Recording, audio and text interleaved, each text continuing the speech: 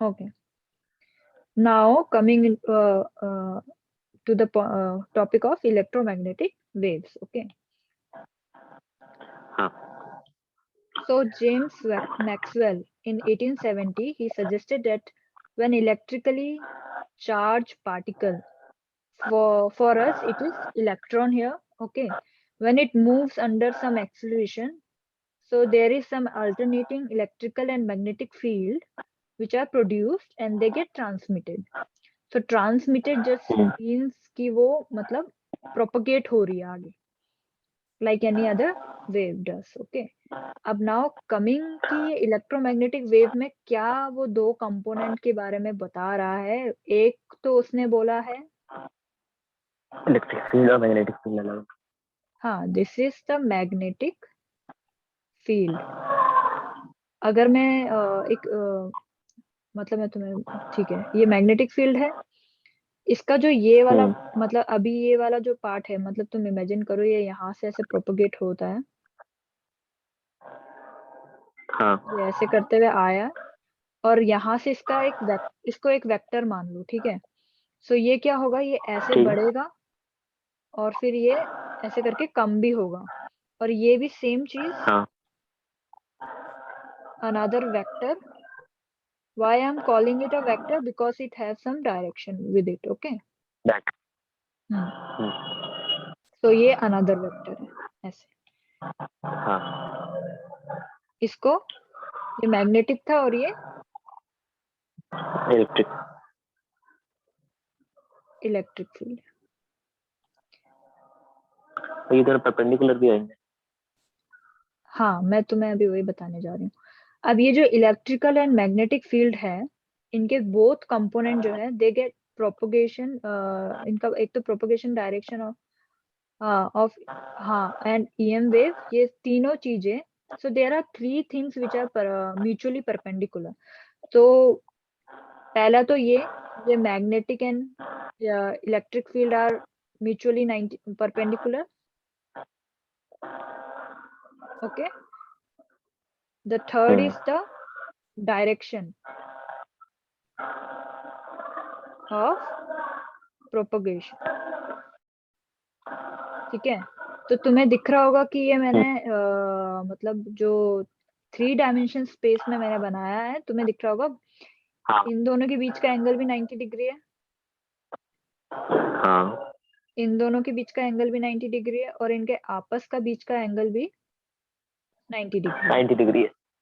ठीक है. हाँ, ऐसे तो, जैसे कि वो क्यूब क्यूबाइड उसका जो साइड होता है बल्कि एक कॉर्नर, इसी तरह से बोल सकता है. यस यस लेस, जैसे टेबल हो गया कोई या. हाँ. So this is this. तो ये तीनों आपस में म्यूचुअली परपेंडिकुलर होते हैं. Also the electric magnetic field component of an EM wave have some wavelength. अच्छा, सेम वेवलेंथ. अच्छा, इन दोनों का चाहे वो मैग्नेटिक फील्ड है इलेक्ट्रिक फील्ड है, इनकी वेवलेंथ है, मतलब ये वाली जो वेवलेंथ है और इसकी जो वेवलेंथ है दोनों की सेम होगी.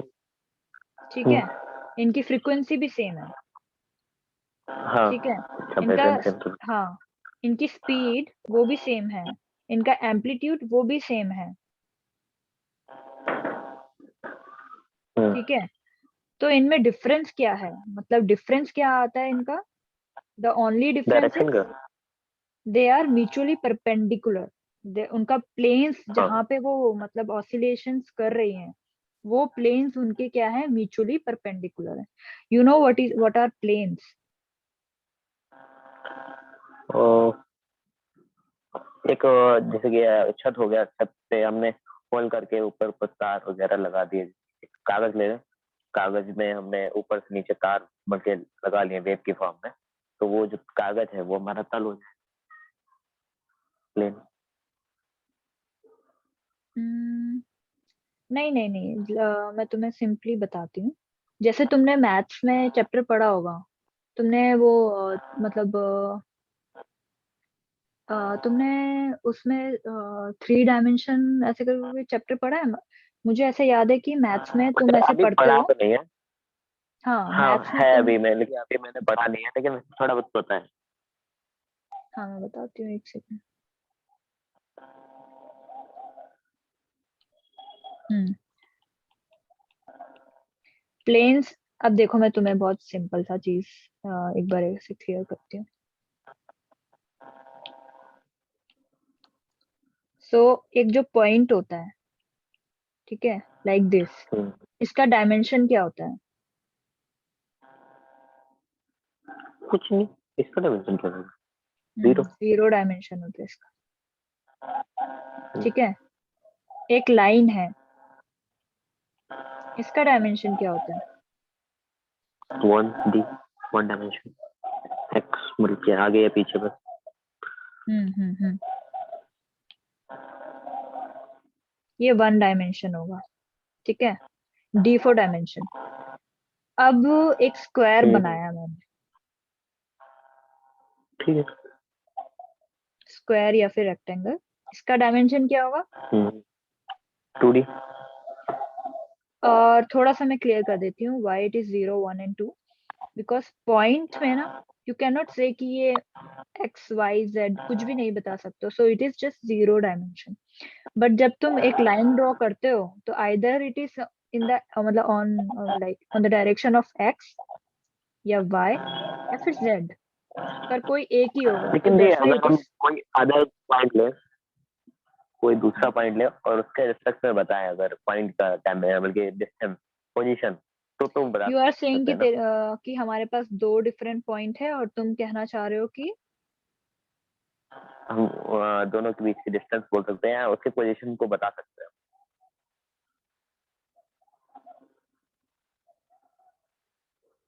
हाँ, पोजीशन बताऊंगी तो उसका डायमेंशन सेट होगा। हाँ, जैसे डायमेंशन तो पॉइंट। नहीं होगा, लेकिन उसकी पोजीशन बता सकते हैं।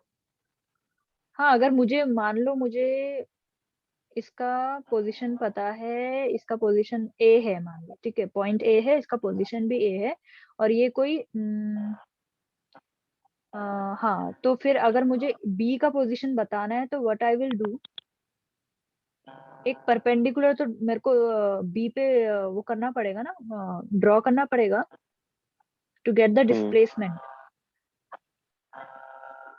हम्म why I am drawing the perpendicular?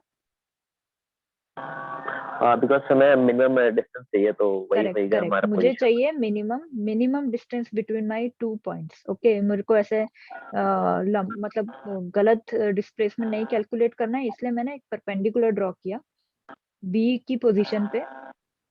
ठीक है, और वहां पे जहाँ पे वो बी था मेरा, और ए ए का मुझे ऑलरेडी डिस्टेंस पता है, जैसे ही मैं यहाँ ड्रॉ करूंगी मेरे को ये डिस्टेंस पता चल जाएगा, और मैं ए के रिस्पेक्ट में बी का पोजीशन बता सकती हूँ।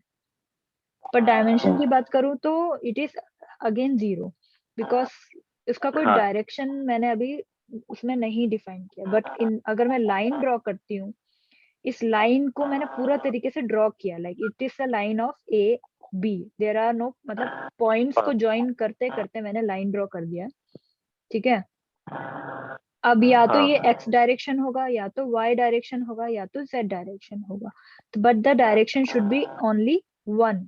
ठीक है, it can only be one, not should be, but एक ही हो सकता है। तो मान लिया X हाँ। डायरेक्शन में ही है मेरा,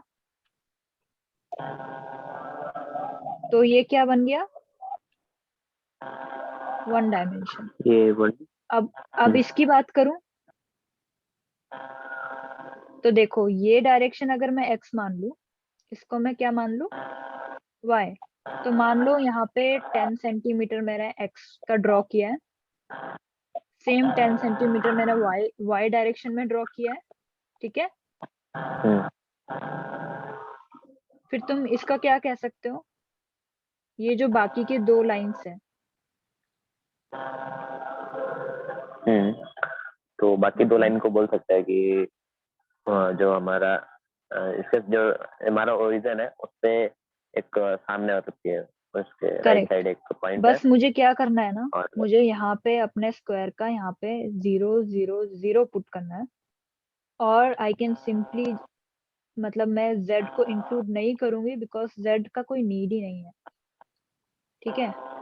Z पे 0 और बोल सकते हैं, हम्म, Z पे 0 बोल सकते हैं, मतलब कोई उसकी पोजीशन नहीं हाँ है। z को मैं 0 ही पुट करूंगी, इधर पे भी मेरा z जो होगा ना वो 0 0 0 ही होगा, है ना। आई मीन मेरा z 0 0 होगा, ये 0 नहीं होगा। हाँ हाँ। तो इसीलिए यहाँ पे दो ही डायमेंशन मैंने यूज करी है, इसीलिए मेरा जो स्क्वायर है वो 2 डायमेंशन होता है। अब यहाँ पे तुम देखो तो कि क्या, ये x डायरेक्शन में मान लो 10 तक आगे बढ़ गया है, तो मैं कैसे इसको डिनोट करूंगी, y, x में 10 गया है, y में 0 गया है, z में 0 है, ओके। हाँ और y यहाँ पे क्या हुआ है कि मेरा x में 0 है, y में 0 10 है, 10 0। और z में भी 0 है। हम्म, यहाँ पे मेरा 10 10 0 है। 10 10। हाँ तो डायमेंशन जो मैंने यूज करी है दैट इज 2, ठीक है। हाँ। इसलिए इसको 2 डायमेंशन कहते हैं और इसी को हम प्लेन कहते हैं। सो माई प्लेन्स जो होते हैं वो 2 डायमेंशन होते हैं। अब मैं तुम्हें एक और चीज दिखाती हूँ यहाँ पे। अच्छा नहीं, 2D में कोई चीज रियल लाइफ में होती है, एग्जिस्ट करती है क्या?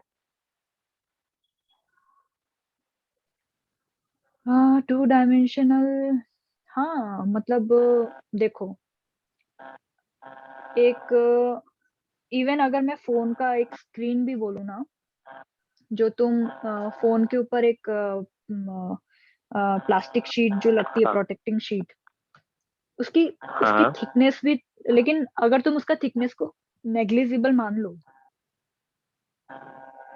तुम्हारा तो वैसे बोल सकते है ना, पेपर पेपर भी जो तुम्हारे पास है वो भी हम उसको 2 डायमेंशन ही एज्यूम करते हैं।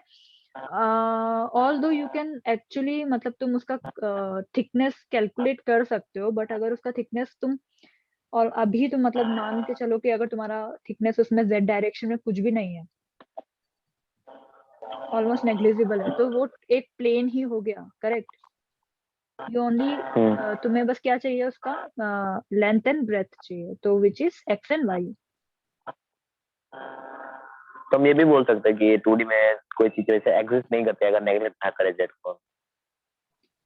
हाँ ऐसे तुम कह सकते हो, मतलब बट वो बहुत ही ज्यादा थ्योरेटिकल है, क्योंकि तुमने ग्राफीन का अगर नाम सुना होगा, तो ये क्या हाँ, होता सुना है है। सुना है सुना हाँ, सो ग्राफीन, है। ग्राफीन, 1 एटम शीट होती है, हाँ ये अभी सिंगल डिस्कवर एटम। हुआ था ना, हाँ। सो हाँ। ये जो है इसको 2 डायमेंशन ही बोला जाता है, ठीक है। ये इतनी पतली हम्म, शीट है कि इसको 2 डायमेंशन ही बोला जाता मेरे दिमाग में आ रहा था ये। है। हाँ सो ये है वहां पे।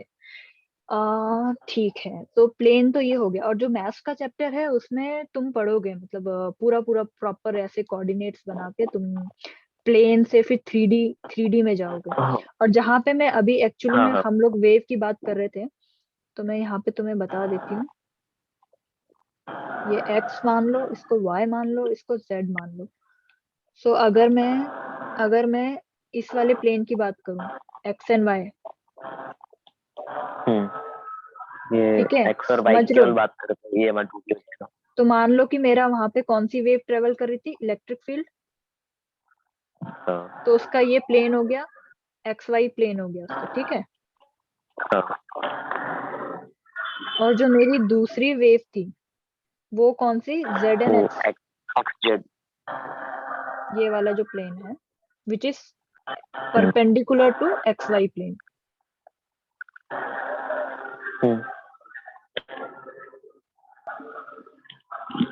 एक्स जेड प्लेन, ठीक है। अब मेरा X Z and X Y, they both are perpendicular to each other, ठीक है।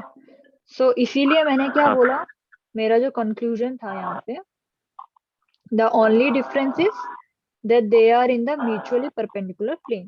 यही इनके बीच में डिफरेंस था, बाकी इनके बीच में कोई डिफरेंस था नहीं, इनका एम्पलीट्यूड, इनका लैम्डा, इनका फ्रीक्वेंसी, ठीक है, एवरीथिंग इज सेम।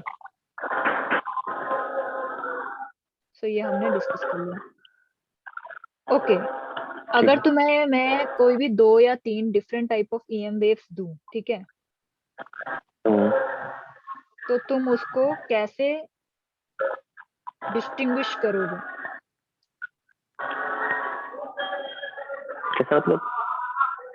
मान लो मैंने तुम्हें एक ईएम वेव दिया है, मतलब दिया मतलब इमेजिन करो कि 2 डिफरेंट ईएम वेव प्रेजेंट करती है तुम्हारे सामने, ठीक है।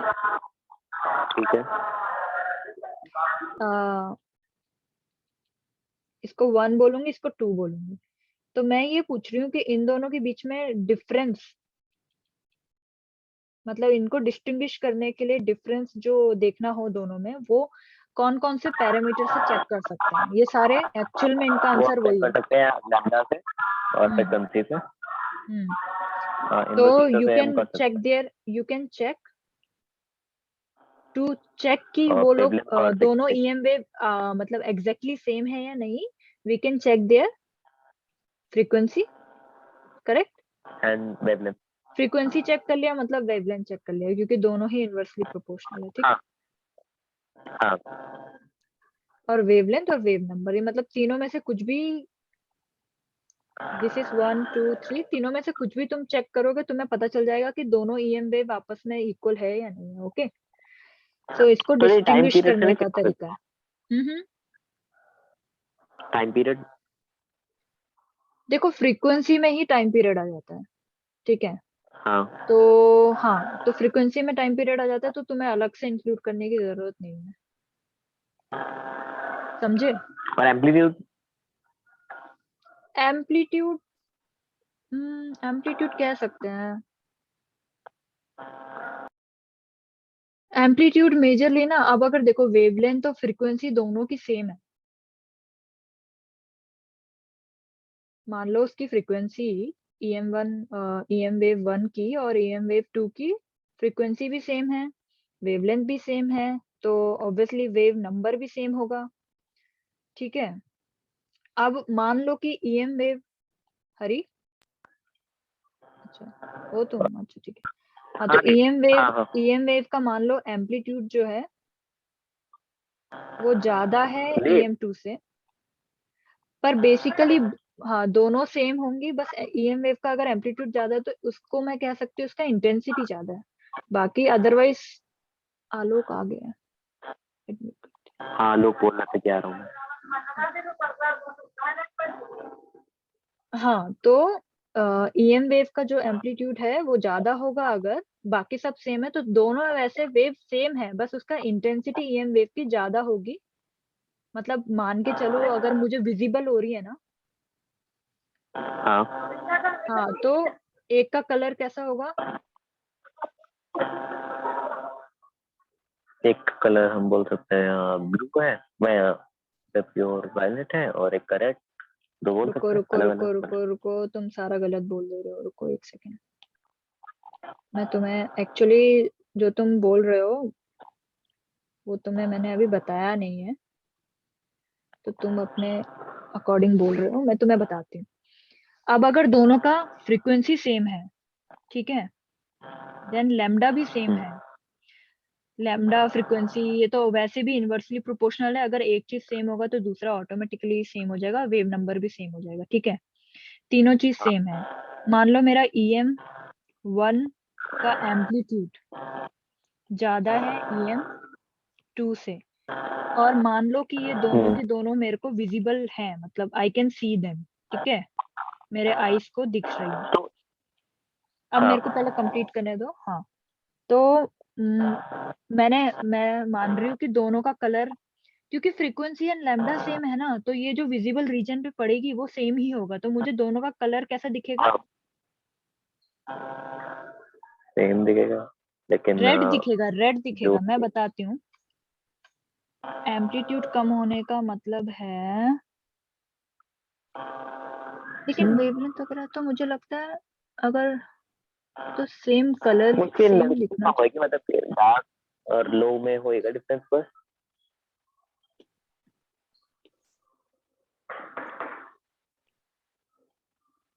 पर मुझे मुझे वेरी एक वेरी डाउट हो रहा है।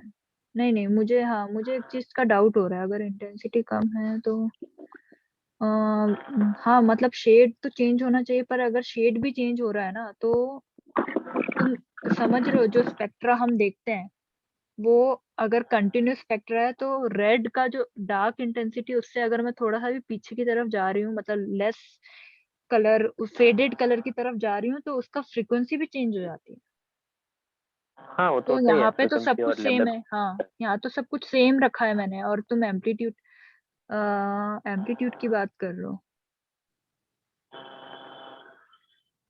तो मुझे मुझे हमारा ऐसा लगता है एम्पलीट्यूड कि, हाँ, मुझे ऐसा लगता है कि एम्पलीट्यूड चेंज होने से इनके बीच में कुछ कुछ डिफरेंस नहीं आएगा, मुझे ऐसा लगता है।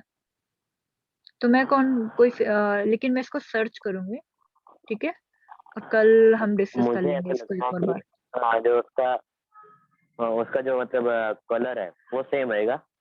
रेड है तो रेड ही होएगा, लेकिन एक थोड़ा डार्क होएगा और एक थोड़ा लो होएगा, बस। नहीं, तुम वही तो मेरे को, तुमने जो क्वेश्चन पूछा ना, मैं भी वही आंसर कर रही थी जो तुम अभी कर रहे हो, पर अभी मेरे को आंसर करते करते मेरे को ये क्लिक हो रहा है कि अगर मैं उसको फेड कलर का ड्रॉ कर रही हूँ इसको, जैसे, ठीक है, तो हम्म। कलर फेड करने का मतलब ही है कि मैं अलग, मतलब मैं स्पेक्ट्रा से दूसरी तरफ को मूव कर रही हूँ। हाँ वो तो है। हाँ, तो एग्जैक्टली मैं वही कह रही हूँ कि कलर जो है ना, वो दोनों का, क्योंकि फ्रीक्वेंसी सेम है, तो कलर रेड ही, इसका कलर भी रेड ही होगा, सेम होएगा। इसके जैसा, हाँ। हम्म। एम्पलीट्यूड का कोई डिफरेंस आ नहीं रहा है, मतलब एम्पलीट्यूड, और मे बी तभी मैंने यहाँ पे डिस्टिंग्विश करने के लिए एम्पलीट्यूड को इंक्लूड नहीं किया है, ठीक है। हम्म। एम्पलीट्यूड से मुझे लगता है एनर्जी में बस ऊपर नीचे का डिफरेंस होगा, और तुम ना आगे का हाँ जैसे एक्सपेरिमेंट भी पढ़ोगे तो तुम्हें पता चलेगा कि एम्पलीट्यूड चेंज होने से कुछ फर्क ही नहीं पड़ रहा है एक्सपेरिमेंट में। जो फोटो इलेक्ट्रिक, तुमने एक्सपेरिमेंट अगर पढ़ा होगा, जिसमें लाइट एंड मैटर का अट्रैक्शन लाइट के का बारे में कलर। बताया बताया ना, मतलब उनका, हाँ। उनके बीच में अगर इंटरेक्शन हो रहा है, हाँ, इंटरेक्शन हो रहा है उनके बीच में, तो लाइट और मैटर का इंटरेक्शन से क्या होता है, तो वहां पे हमने मतलब देखने को मिलेगा तुम्हें कि एम्पलीट्यूड जो है ना, वो कोई रोल नहीं प्ले करता है वहां पे। रोल प्ले कौन हम्म। कर रहा होता है वहां पे? फ्रीक्वेंसी, हम्म। है ना। वेवलेंथ तो तुम इसका इनवर्सली समझो, तो मैं एक एक ही नाम लूंगी, आइदर वेवलेंथ आइदर फ्रीक्वेंसी, तो तुम समझ लेना, ठीक है। हम्म। अभी इसको थोड़ा सा यहाँ पे, मतलब कंक्लूड करना है मुझे, तो मैं आगे बढ़ती हूँ।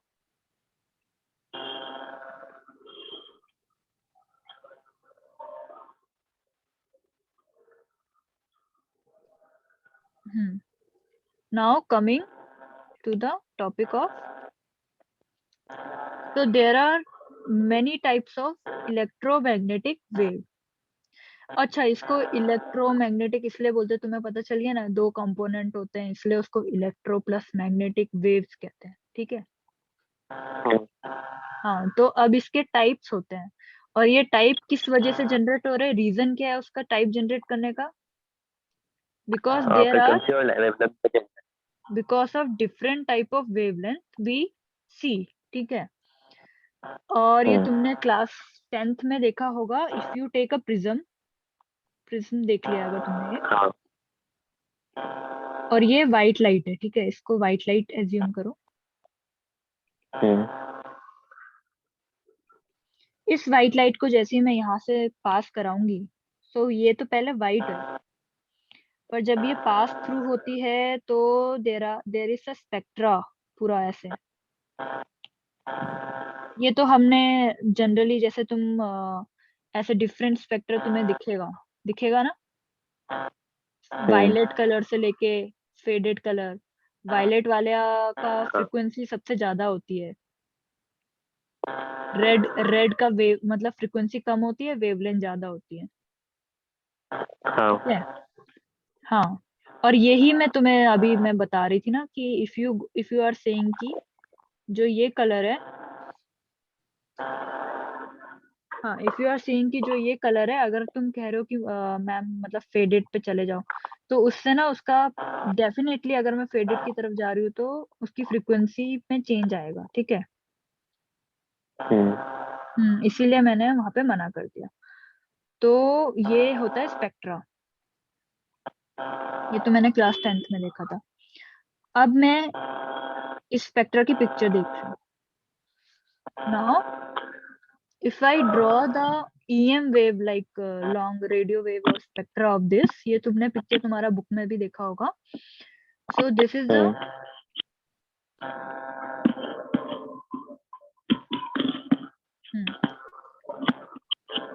यहाँ पे ये जो है ये फ्रीक्वेंसी है म्यू में, इसकी यूनिट भी लिखी हुई है हर्ट्ज, और वेवलेंथ है। ओके, हाँ, एक सेकंड।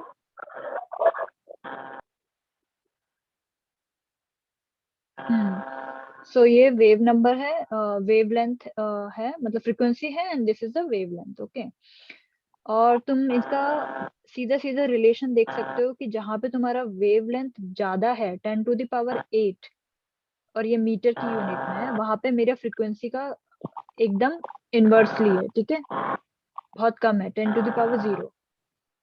करेक्ट, तो मैंने रिलेशन बताया, इनवर्सली होता है, ठीक है। और अभी ये रेडियो वेव है, जिनका वेवलेंथ बहुत ज्यादा होता है पर फ्रीक्वेंसी क्या होती है, कम। और जिनका फ्रीक्वेंसी कम होता है उनकी मतलब ऑब्वियस सी बात है, उनकी एनर्जी क्या होगी, कम होगी, तो मतलब लो एनर्जी वेव्स है। फिर जैसी जैसी मैं किस तरफ जा रही हूँ, जहां पे मेरा फ्रीक्वेंसी क्या कर रही है, इंक्रीज कर रही है ना, तो वैसे ही मेरा एनर्जी भी उस वेव की कैसी हो जाएगी, इंक्रीज हो जाएगी, बहुत ज्यादा एनर्जी की। तो जो ये गामा वेव्स हैं, they are of high energy, ठीक है। Now coming to the visible spectra region which is visible to our eyes. तो ये स्पेक्ट्रा का जो रीजन है, ये अराउंड, इसका वेवलेंथ अगर मैं नैनोमीटर में बोलूं, तो it comes around from 400 nanometre to 750 nanometre.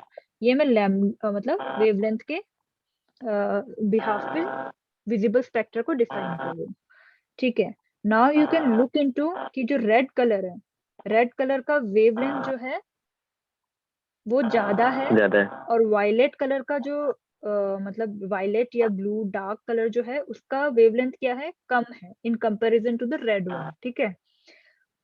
पर एनर्जी के रिस्पेक्ट में अगर मैं बोलूंगी तो एनर्जी किसकी ज्यादा होगी, वायलेट ब्लू की एनर्जी, हाँ, ब्लू या वायलेट की एनर्जी क्या है, ज्यादा है। और जबकि हाँ, रेड रेड की क्या होगी, एनर्जी कम होगी, वेवलेंथ ज्यादा होगी, फ्रीक्वेंसी कम होगी, करेक्ट। तो ये वाले ये पॉइंट्स हैं, और अभी मैं क्लास यहीं पे एंड करूंगी, ठीक है। और ये मैं कल दोबारा से यहीं से मैं अगेन तुम्हें एक्सप्लेन करूंगी। तुम लोग को मेरा स्क्रीन दिख रहा है? हाँ दीदी दिख रहे। ओके, हाँ, तो मैं अभी कंक्लूड करूंगी। एंड आलोक, मैंने तुम्हारे लिए पूरा वीडियो रिकॉर्ड किया है, ठीक है। थैंक और यू दीदी। मैं ये पीडीएफ भी तुम्हें शेयर करूंगी। अगर मतलब आज तुम्हें टाइम मिलता है तो प्लीज इसको वीडियो को देख लेना एक बार, ताकि कल मैं जब यहाँ से रिज्यूम करूँ तो तुम्हें डाउट हो तो मुझसे पूछ लेना, ठीक है। ओके दीदी। मैं वीडियो तुम्हें क्लास कल क्लास में सोच रही हूँ, मतलब सुबह ले लूंगी एक तो, ठीक है, जो आज जैसे आज किया था 5:30 पे, क्योंकि कल उससे कल भी जल्दी तुम्हें भी कर स्कूल सकते। जाना है। कल मेरे को स्कूल जाना